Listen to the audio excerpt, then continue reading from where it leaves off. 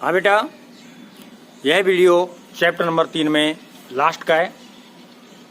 इस वीडियो के बाद चैप्टर 3 समाप्त हो जाएगा, है ना। और वीडियो है विद्युत क्षेत्र और विद्युत विभव में संबंध। कौन सा बेटा? विद्युत क्षेत्र और विद्युत विभव में संबंध। हालांकि बीच में दे रखा है और मैंने इस टॉपिक को पीछे कर दिया है मेरी सुविधा के लिए, क्योंकि जो रिलेटेड टॉपिक्स थे तो मैंने रिलेटेड के हिसाब से संबंधित टॉपिकों को एक साथ खत्म कर दिया। और ये थोड़ा सा बिल्कुल अपोज या आउटर साइड का टॉपिक है, विद्युत क्षेत्र और विद्युत विभव में संबंध। तो मैं कह के चल रहा हूं, माना ई विद्युत क्षेत्र में, विद्युत क्षेत्र का मान कितना है? ई, और लंबाई कितनी है? डीएल।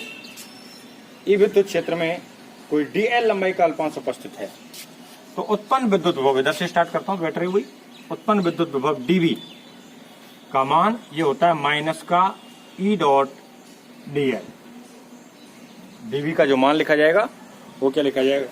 माइनस का ई डॉट डीएल, है ना। यह अपने पास विभव का मान आ गया।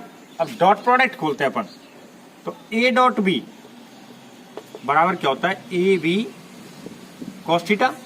तो ऐसे इसको डॉट प्रोडक्ट खोलेंगे तो डीबी बराबर क्या हो जाएगा? माइनस का ई डीएल कॉस थीटा, क्योंकि ई के स्थान पर यहां पे क्या है? ए, और डीएल के स्थान पर यहां पे क्या है? बी, है ना। तो ए डॉट बी की जगह पे क्या हो गया अपने पास? ई डीएल कॉस थीटा। क्या हो गया? ई डीएल कॉस थीटा। अब यदि मैं इसमें से डीएल को नीचे ले आऊं पक्षांतरण करके, तो डीबी बटे डीएल बराबर क्या हो गया? माइनस का ई कॉस थीटा। क्योंकि डीबी बटे डीएल क्यों लिखा है मैंने? विभव के मान में लंबाई के अनुदेश परिवर्तन की दर कहूंगा। क्या कहूंगा इसको मैं? विभव के मान में लंबाई के अनुदेश परिवर्तन की दर, है ना। और मैं इसके साथ साथ माइनस चिन्ह को भी ले आऊं। कौन से चिन्ह को ले आते हैं? माइनस को इधर ले आते हैं, तो माइनस का डीबी बटे डीएल बराबर क्या हो गया? E cos theta. ठीक है। अब देखो बेटा मैं क्या कह रहा हूं, अभी मैंने बोला था डीबी बटे डीएल क्या है? लंबाई के अनुदेश विभव के मान में परिवर्तन की दर, या लंबाई के अनुसार जैसे जैसे लंबाई में वृद्धि करें या कमी करें उसके अनुसार विभव के मान में किस प्रकार से परिवर्तन आएगा। लंबाई के अनुसार विभव के मान में किस प्रकार से परिवर्तन आएगा, यह क्या होता है? डीबी बटे डीएल। या यूं कह सकते हैं इकाई लंबाई में विभव में आया हुआ परिवर्तन, इकाई लंबाई में विभव के मान में आया हुआ परिवर्तन क्या कहलाएगा? डीबी बटे डीएल। अब मैंने माइनस को इधर ले आया, तो माइनस हमेशा कमी को प्रदर्शित करता है या अधिकता को प्रदर्शित करता है, ये बताओ। तो माइनस किसको प्रदर्शित करेगा? माइनस हमेशा ही प्रदर्शित करेगा किस बात को? आने वाली कमी को। किसको प्रदर्शित करेगा? आने वाली कमी को। तो ये क्या हो गया? इकाई लंबाई में विभव के मान में आने वाली कमी, इकाई लंबाई में विभव के मान में आने वाली कमी को प्रदर्शित कर रहा है। इसका मान क्या आएगा? E cos theta. यदि मैं थीटा को 0 डिग्री ले लूं, यदि थीटा बराबर कितना हो? 0 डिग्री हो, तो कॉस थीटा बराबर क्या हो जाएगा? कॉस 0, और कॉस 0 का मान क्या होता है? 1। तो अब देखो क्या हो गया? माइनस का डीबी बटे डीएल बराबर क्या आ गया? ई। माइनस का डीबी बटे डीएल बराबर क्या प्राप्त हो गया? ई। ठीक है। यहां जो ये माइनस डीबी बटे डीएल है, उन्हें कह देता हूं माइनस डीबी बटे डीएल क्या कर रहा है? इकाई लंबाई में विभव के मान में आने वाला परिवर्तन, और माइनस का जो चिन्ह लग रहा है, ऋणात्मक चिन्ह जो लग रहा है, ऋणात्मक चिन्ह परिवर्तन को कमी के रूप में रिप्रेजेंट करेगा। किसके रूप में रिप्रेजेंट करेगा? कमी के रूप में। तो माइनस डीबी बटे डीएल किसको प्रदर्शित कर रहा है बेटा? माइनस डीबी बटे डीएल प्रदर्शित कर रहा है यहाँ पे विभव के मान में इकाई लंबाई में आने वाली कमी को। किसको प्रदर्शित कर रहा है? विभव के मान में इकाई लंबाई में आने वाली कमी, और इस कमी को अपन विभव प्रवणता कहते हैं। क्या कहते हैं बेटा? विभव प्रवणता, है ना। इकाई लंबाई में विभव के मान में आने वाली कमी को क्या कह देते हैं? विभव प्रवणता कहते हैं। और जो विभव प्रवणता है बेटा, इसको रिप्रेजेंट करने के लिए अपन ग्रेडियंट बोलते हैं, इसको GRAD से तो इसको प्रदर्शित करेंगे। ग्रेडियंट किसका ले रहा हूं? बी का। प्रवणता किसकी ले रहा हूं? बी की, है ना। तो अपन जो ये डीवी बटे डीएल है, माइनस का, इसको किससे प्रदर्शित करते हैं? ग्रेड बी से। किससे प्रदर्शित कर सकते हैं इसको? ग्रेड बी से, है ना। तो ग्रेड बी से इसको प्रदर्शित कर सकते हैं। तो इसको कैसे लिखें? तो यहाँ भाषाएं भी रहेंगी, तो यहाँ बीच में अपने को भाषा लिखनी पड़ेगी। क्या लिखनी पड़ेगी? भाषा। यहाँ स्टार्टिंग में बताइए, यहाँ पे भाषा, यहाँ पे क्या भाषा हो गई? यहाँ माइनस डीबी बटे डी टी इकाई लंबाई में विभव में आने वाली कमी को प्रदर्शित करता है। माइनस डीबी बटे डी टी इकाई लंबाई में विभव के मान में आने वाली कमी को प्रदर्शित करता है, ठीक है, जिसे विभव प्रवणता कहते हैं। जिसे क्या कहते हैं बेटा? विभव प्रवणता। और विभव प्रवणता यहाँ किसको प्रदर्शित करता है? ग्रेड बी से इसको प्रदर्शित किया जाता है। ग्रेडियंट बोलते हैं, ठीक है। प्रवणता क्या बोलते हैं? ग्रेडियंट। तो इसके कारण grad B, gradient of voltage मतलब विभव की प्रवणता, ठीक है, ग्रेड बी से प्रदर्शित किया जाता है। तब माइनस डीबी बटे डीएल बराबर क्या लिख दूंगा इसको? Grad B. अतः देखो क्या हो गया, इसकी जगह पर तो ये लिख सकता हूं माइनस डीबी बटे डीएल बराबर क्या लिख देंगे? ग्रेड बी है। और इसका मान क्या आ रहा है अपने पास? किसके बराबर आ रहा है? ई के बराबर। इसका मान किसके बराबर आ रहा है? ई के बराबर, है ना। तो ये जो मान है, ये सारे मान अपने पास प्राप्त हो गए। अब ये जो cos थीटा वाला मान था, इसको मैं यहाँ पे इक्वेशन नंबर 1 कह देता हूं। क्या कह देते हैं? Equation number 1।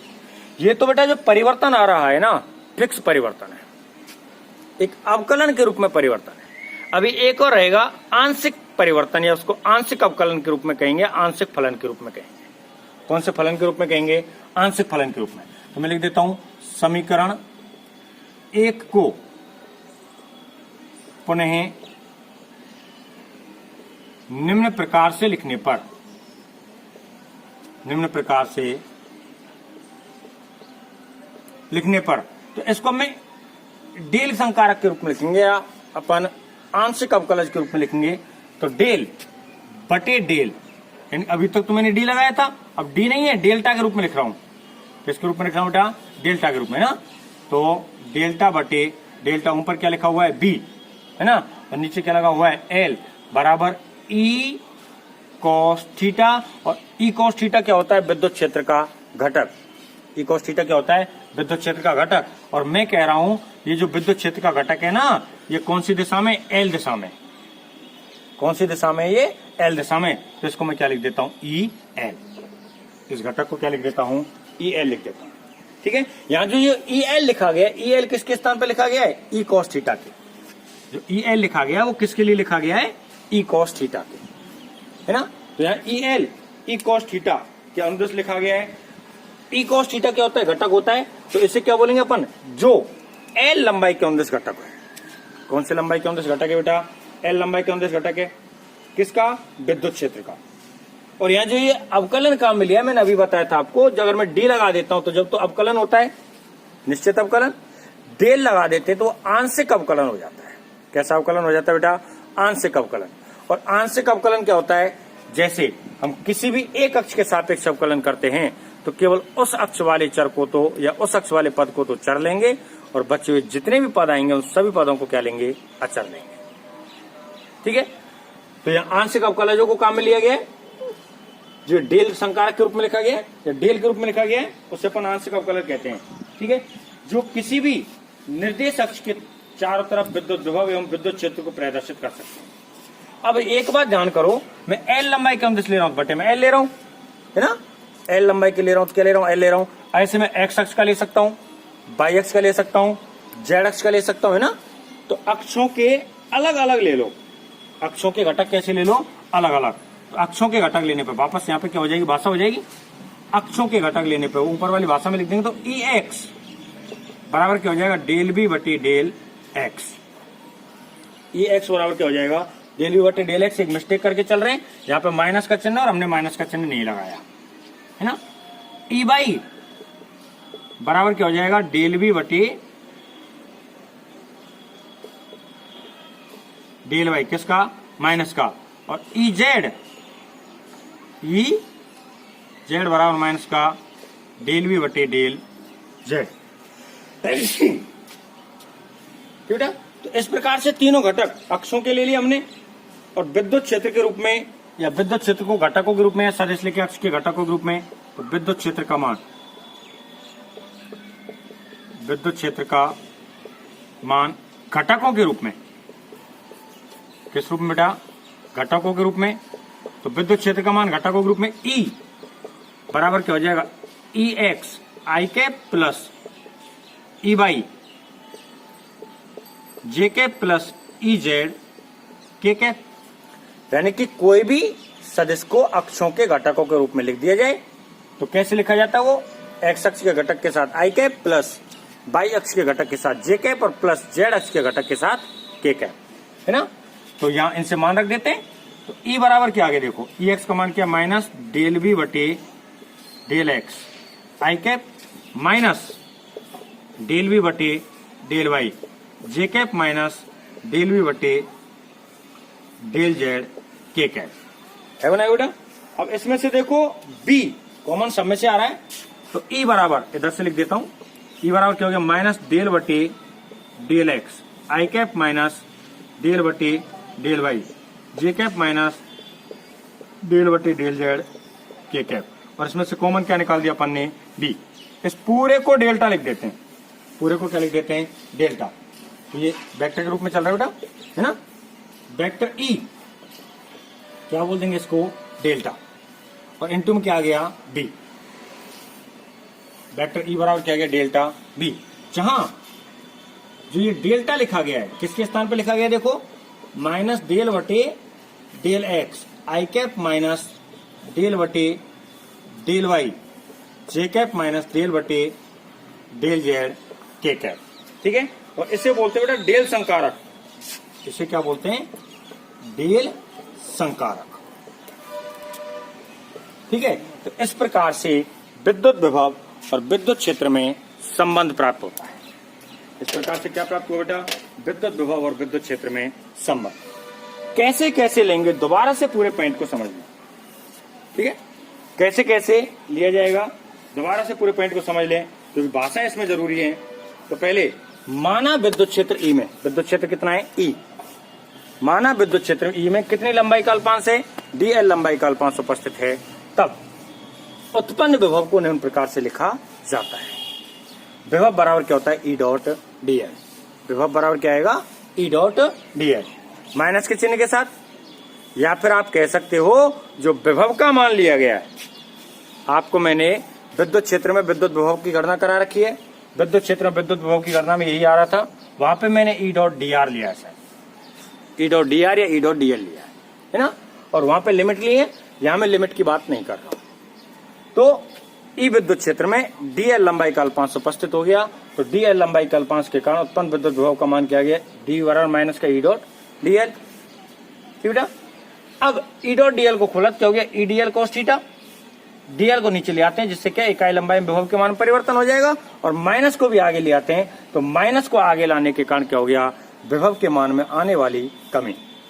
यानी यहां से मैं केवल हल कर रहा हूं, जो अपन विभव का विद्युत क्षेत्र के कारण विभव निकाला है ना, उसके अनुसार तो ये सूत्र लिख दिया, E dot dl A dot V वाला सूत्र खोल दिया, E dl cos theta, dl को नीचे ले गए, तो इकाई लंबाई में विभव के मान में परिवर्तन या विभव के मान में इकाई लंबाई के साथ आने वाला परिवर्तन आ गया, ये रहा।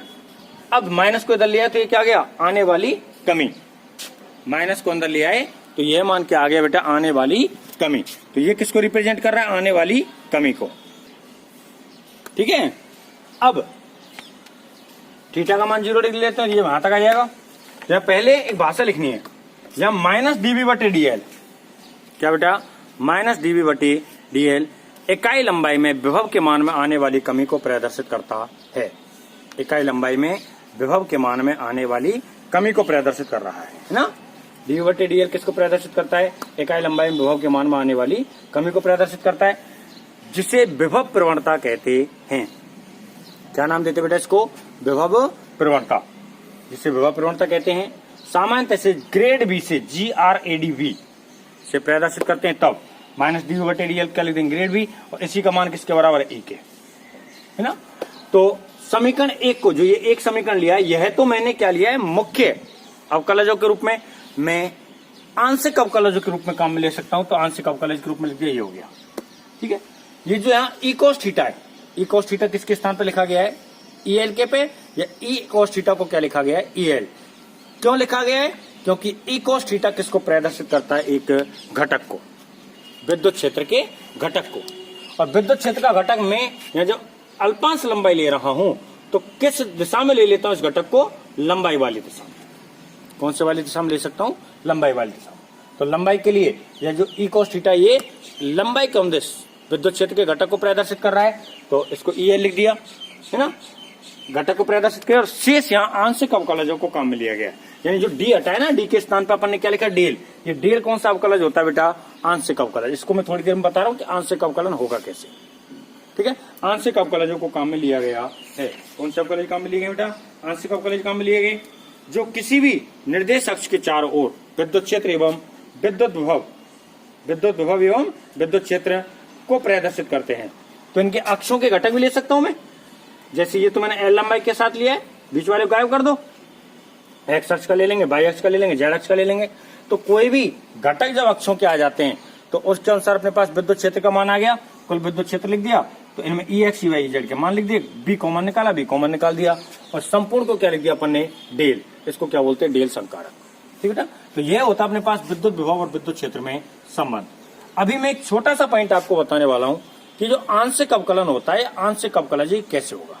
मैं एक फलन लिख रहा हूं बेटा, बाई बराबर, मैंने फलन लिखा बाई बराबर में, या बाई नहीं लिख रहा मैं, चलो फलन ही लिख देता हूं, x square plus by square plus Z square plus 2xy plus 2yz और प्लस 2xz।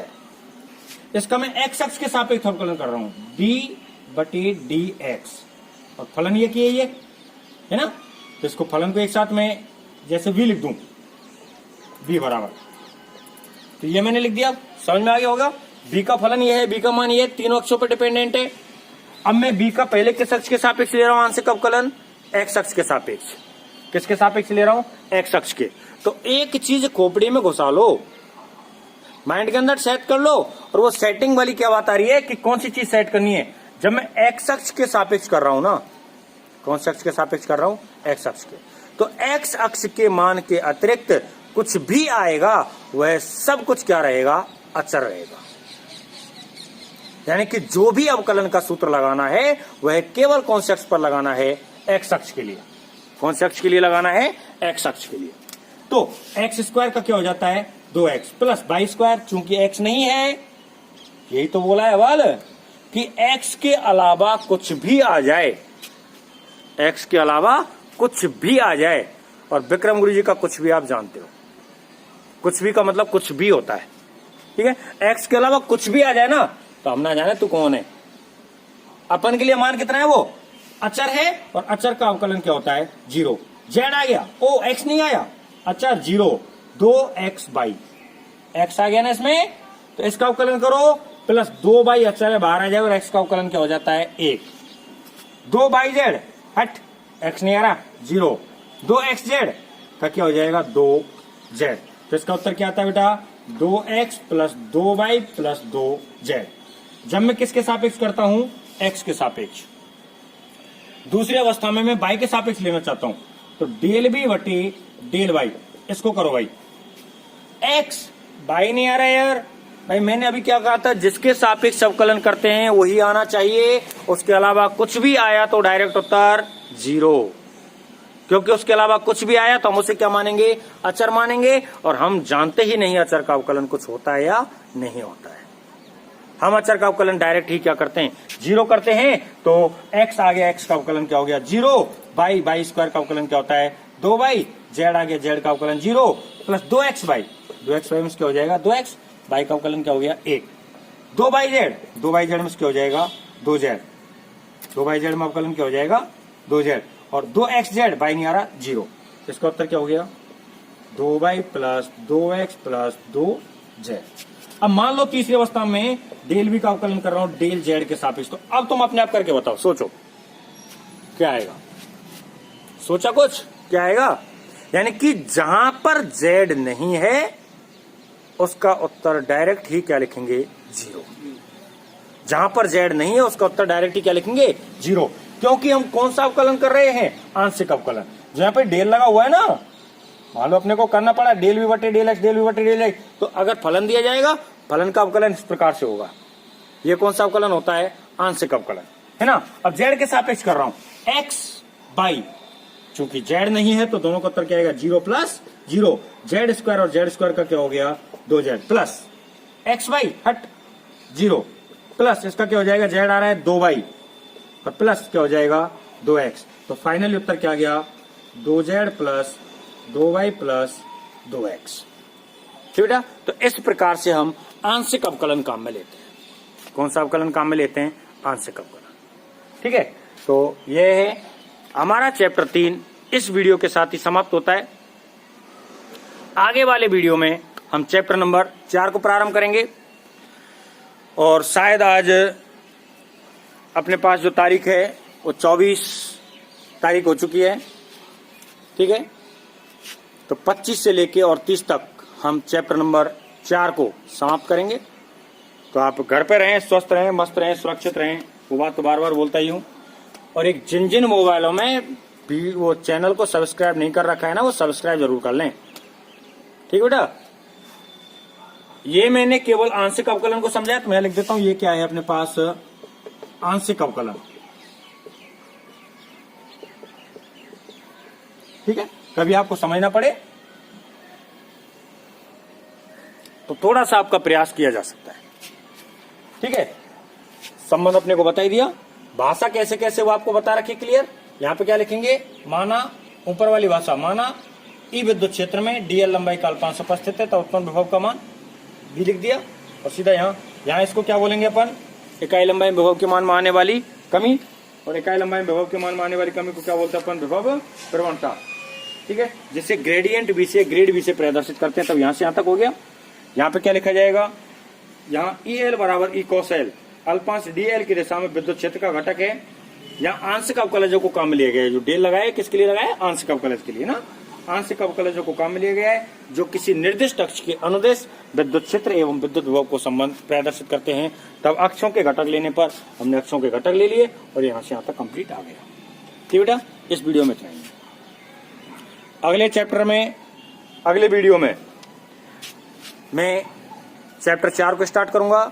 और जिन किसी भैया ने वीडियो के आपको नहीं पता चल रहा है कौन सा टॉपिक पहले कौन सा बाद में, तो ये भी बता दूं, प्ले लिस्ट में मैं आज ही, जैसे आप वीडियो को देखो कंप्लीट तब तक वो मिल जाएगा। प्ले लिस्ट में इस चैप्टर नंबर 3 का मैं अलग से फोल्डर बना रहा हूं। तो चैप्टर 3 के फोल्डर में आप पहले टॉपिक से लेकर के देख सकते हो। सीरियली आप नीचे जैसे जैसे चलोगे तो आपको प्रत्येक टॉपिक मिलता हुआ चला जाएगा। ठीक बेटा।